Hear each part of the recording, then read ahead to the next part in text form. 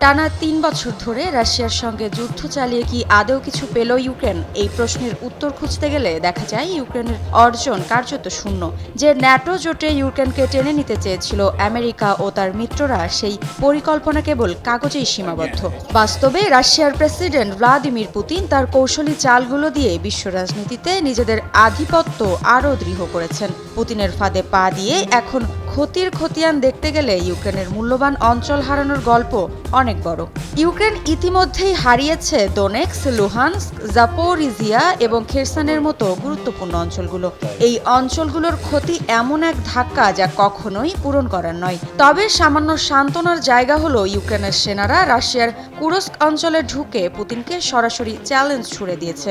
যদিও কিয়েভ এটিকে প্রতীকী বিজয় বলে দাবি করে, বাস্তবে তা কতটা অর্থবহ তা নিয়ে প্রশ্ন থেকেই যায়।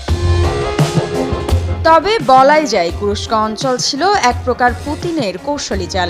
রাশিয়ার কুরস্ক অঞ্চল থেকে পিছু হটেছিল মস্কোর বাহিনী।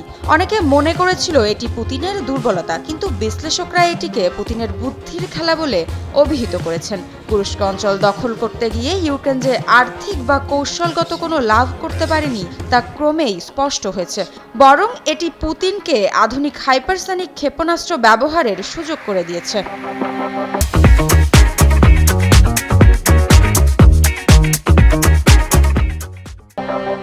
এদিকে ২০২৪ সালের ৬ আগস্ট কুরস্কে প্রথমবার হামলা চালায় ইউক্রেনীয় বাহিনী। কয়েকদিনের মধ্যেই ১২৫০ বর্গ কিলোমিটার এলাকা দখল করলেও বাস্তব চিত্র পাল্টাতে সময় লাগেনি। রুশ প্রেসিডেন্ট ভ্লাদিমির পুতিন দ্রুত ৫০,০০০ অতিরিক্ত সৈন্য এবং উত্তর কোরিয়ার ১২,০০০ সেনাকে কুরস্কে মোতায়েন করেন। এর সঙ্গে ছিল অত্যাধুনিক যুদ্ধ বিমান, ট্যাঙ্ক এবং গোলন্দাজ বাহিনীর সমর্থন। ঠিক তখনই ফাঁদে পড়ে ইউক্রেনীয় সেনারা। বিশ্লেষকদের মতে এটি ছিল পুতিনের পাতায় একটি ফাঁদ। ইচ্ছাকৃতভাবে ইউক্রেনীয় সেনাদের কুরস্কে ঢুকতে দেওয়া হয়েছিল। এরপর শুরু হয় পাল্টা আক্রমণ। গত বছর অক্টোবরের মধ্যেই কুরস্ক অঞ্চলের অর্ধেক পুনরুদ্ধার করে রুশ বাহিনী। তবে নতুন বছরে ২০২৫ সালের জানুয়ারিতে কিয়েভের সেনারা আবারও আক্রমণ চালালেও পরিস্থিতি এখনও রাশিয়ার পক্ষেই ঝুঁকে আছে।